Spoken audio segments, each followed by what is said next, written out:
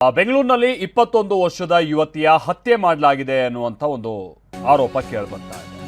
ಬೆಂಗಳೂರಿನ ಮಾದನಾಯಕನಹಳ್ಳಿಯಲ್ಲಿ ನಡೆದಿರುವಂತಹ ಕೃತ್ಯ ಇದು. ಗುಮಾನಿ ಏನು ಅಂತ ಅಂದ್ರೆ ಆ ಯುವತಿಯನ್ನ ಹತ್ಯೆಗೈದು ಸ್ನೇಹಿತ ಪರಾರಿಯಾಗಿದ್ದಾನೆ ಅಂತ ಹೇಳಿ.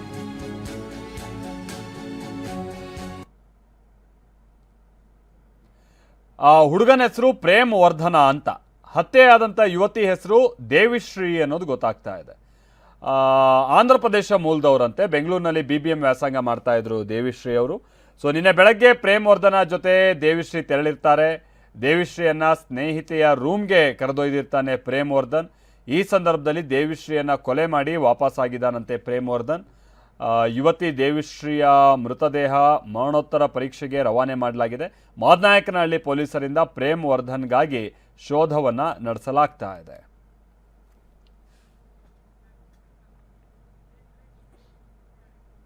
ಅವ್ರ ಅಪ್ಪ ಫೋನ್ ಮಾಡ್ತಾ ಇದ್ರು ಅವ್ರಿಗೆ. ನಾವು ಈ ಊರಲ್ಲಿದ್ದೀವಿ, ಅವರು ಹಳ್ಳಿಯಲ್ಲಿ ಇರೋದು. ಅವ್ರ ಅಪ್ಪನ ಫೋನ್ ಮಾಡಿದ್ರಂತ 11 ಗಂಟೆಯಲ್ಲಿ. ಆಮೇಲೆ ನಾನು ಹೋಮ್ವರ್ಕ್ ಇದೆ, ನಾನು ಬರ್ಕೋಬೇಕು ಅಂತ ಹೇಳ್ಬಿಟ್ಟು ಫೋನ್ ಆಫ್ ಮಾಡಿಬಿಟ್ಟಿದ್ದಾರಂತೆ. ಹುಡುಗಿನೇ ಮಾಡ್ತೀನಿ ಅಂತ ಅವ್ರು 4 ಗಂಟೆ ತನಕ ಟ್ರೈ ಮಾಡಿದ್ದಾರೆ, ಫೋನ್ ಎತ್ತಿಲ್ಲ ಈ ಹುಡುಗಿ. ಆಮೇಲೆ ಅವ್ರಿಗೆ ಅನುಮಾನ ಬಂದು ಏನಕ್ಕೆ ಫೋನ್ ಮಾಡಿಲ್ಲ ಅಂತ ಹೇಳ್ಬಿಟ್ಟು ಅಪ್ಪ 7 ಗಂಟೆ ತನಕ ನಮ್ಮ ಮಾವ ಹೇಳಿಲ್ಲ ಅವ್ರ ಮನೇಲಿ ಯಾರಿಗೂ. ಆಮೇಲೆ ಬಂದು ಈ ಹುಡುಗಿ ಫೋನೇ ಎತ್ತಿಲ್ಲ ಮಗಳು ಅಂತ ಹೇಳಿದ್ದಕ್ಕೆ ಅವರು ಯಾರಿಗೋ ಫೋನ್ ಮಾಡಿ ಕೇಳ್ಕೊಂಡಿದ್ದಾರೆ. ಇದು ಏನು ಅಂತ ಫೋನ್ ಆನ್ ಆಗಿಲ್ಲ. ಅವರೇ ಬಂದು ಅವ್ರ ಅಣ್ಣ ಬಂದು ರೂಮಲ್ಲಿ ನೋಡ್ಕೊಂಡ್ಬಂದಿರೋದು. ಫೋನ್ ಎತ್ತಿಲ್ಲ ನೋಡೋಕ್ಕೆ ಅವ್ರ ಫ್ರೆಂಡಿಗೆ ಫೋನ್ ಮಾಡಿದ್ದಾರೆ.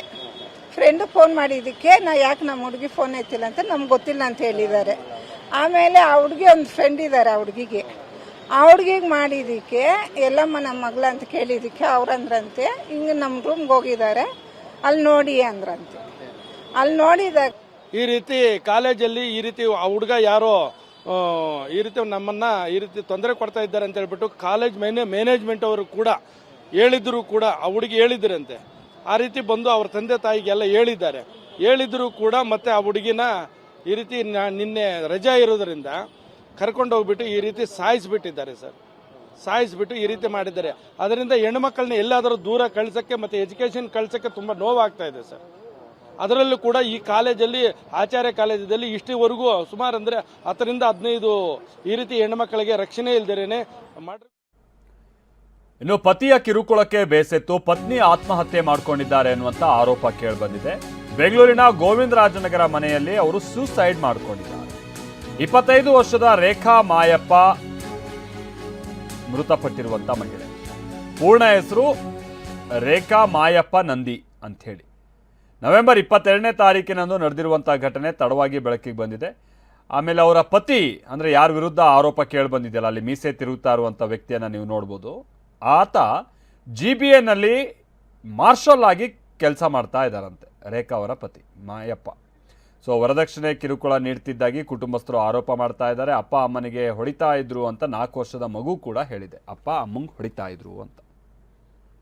ನಮ್ಮ ಮಗಳನ್ನ ಕೊಟ್ಟಾಗಿಂದ ಚಲೋ ಇಟ್ಕೊಲಿಲ್ರಿ. ಒಟ್ಟು ವರದಕ್ಷಿಣೆ ಕಿರುಕುಳ, ಬಂಗಾರ ಕೊಡು, ಒಟ್ಟು ಬಡಿದು ಹೊಡಿದು ಟಾರ್ಚರ್ ಕೊಡಿದ್ರಿ. ಒಟ್ಟು ಅವ್ನು ಇಲ್ಲಿ ಕರ್ಕೊಂಬಂದು ಚಲೋವಾಗಿ ಇಟ್ಕೊಂಡೇ ಇಲ್ರಿ ಒಂದು ಸರಿ. ಈಗ ಕರ್ಕೊಂಬಂದು 25 ದಿನ ಆಯ್ತು. 25 ದಿನದಾಗ ಆಕಿನ ಇದನ್ನು ಮಾಡಿಬಿಟ್ಟ ಇಲ್ರಿ. ಅವ್ನು ಏನು ಮಾಡಿದಾನೆ ಏನು ಅದನ್ನು ಒಟ್ಟು ಕರ್ಕೊಂಬಂದು ಇತ್ತಾಗಿದ್ರೆ ಹಿಂಗಾಗೈತೆ. ನಮಗೆ ಸೂಸೈಡ್ ಮಾಡ್ಕೊಂಡು ಇಟ್ಕೊಂಡು ಹೇಳಿದಕ್ಕೂ ಇದು ಮಾಡಿ ಅವರು ಬೇರೆದವ್ರು ಯಾರ ಕಲಿ ಫೋನ್ ಹಚ್ಚಿ ಹೇಳಿದ್ರು. ಪೊಲೀಸರು ಸರ ಅವರ ಬಡ್ಡಿಂತರ ಕಿರುಕುಳ ಕೊಡೋತಿದ್ದಾರೆ. ಮದುವೆ ಮಾಡಿ ಕೊಟ್ಟಾಗಿಂತಾರೆ. ಮದುವೆ ಮಾಡಿ ಕೊಡ್ಬೇಕಾದ್ರೆ ಅದಕ್ಕೂ ಒಂದು ಕಾರಣ ಇರ್ತಾರೆ. ಬೇಡಪ್ಪ ಅಂದ್ರೂ ಅವ್ರನ್ನ ಒತ್ತಾಯಪೂರ್ವವಾಗಿ ಮದುವೆ ಮಾಡ್ಕೊಂಡು ಹಾರಿ ಸರ. ಮದುವೆ ಮಾಡ್ಕೊಂಡು 6 ವರ್ಷ ಆತ್ರಿ. ಈಗಾಗಲೇ ಭಾಳ ಕಿರುಕುಳ ಕೊಡ್ತಾರೆ ಆ ಹುಡುಗಿರಿ. ಲಾಸ್ಟಿಗೆ ಬಂದು ನಮ್ಮ ಮನೆಗೆ ಒಳಗೆ 2 ಮಕ್ಕಳು ಆದರೂ ನಾವ ಮಾಡಿದ್ರು ಡೆಲಿವರಿ ರೀ. ಅದು ಒಂದು 4 ವರ್ಷದೈತ್ರಿ, ಒಂದು 2 ವರ್ಷದೈತ್ರಿ. ಅಟ್ಟಿದ್ರು ಒಟ್ಟು ಮಾನ್ಯ ಯಾವಾಗ ಬರ್ತಾ ಪ್ರತಿ ಸಲ ಬಂದಾಗ ಬರೀ ಹೊಡಿದು ಕುತ್ತಿಗೆ ಹಚ್ಕೋದು, ಗುರುದಾಗ ಕಸ್ಕೊಂಡು ಹೋಗೋದು ಎಲ್ಲ ಮಾಡಿ ಭಾಳ ತೊಂದರೆ ಕೊಟ್ಟಾರ ಹುಡುಗಿಗೆ. ಮದುವೆ ಆಗಿದ್ದೆ ಲವ್ ಇಷ್ಟಪಟ್ಟ ನಾವು ಕೊಡೋ ರೂಲ್ಸ್ ಇದ್ರಿಕ್ಯಾರ. ನಾವು ಒಟ್ಟು ಏನೋ ಮಾಡಿ ಕೇಸ್ ಹಾಕಿ ಗದ್ದ ಮಾಡಿರಿ ಮಾಡಿ ಕೇಸ್ ನಾವು ಒಟ್ಟು ಹೋಗಿ ಎದಿ ಮೇಲೆ ಸೈದಿ ಮಾಡ್ಕೊಂಡ್ರೆ ಕೊಟ್ಟು ಬಿಟ್ಟರು ಸರ್. ಕೊಟ್ಟು ಚಲೋ ಇರಲಿ ಬಾ ಅಂತ ನಾವು ನಮ್ಮ ಹಳ್ಯಾರ ಒಂದು ಪಟ್ಟ ಬಡ್ದಲ್ರಿ ನಾ.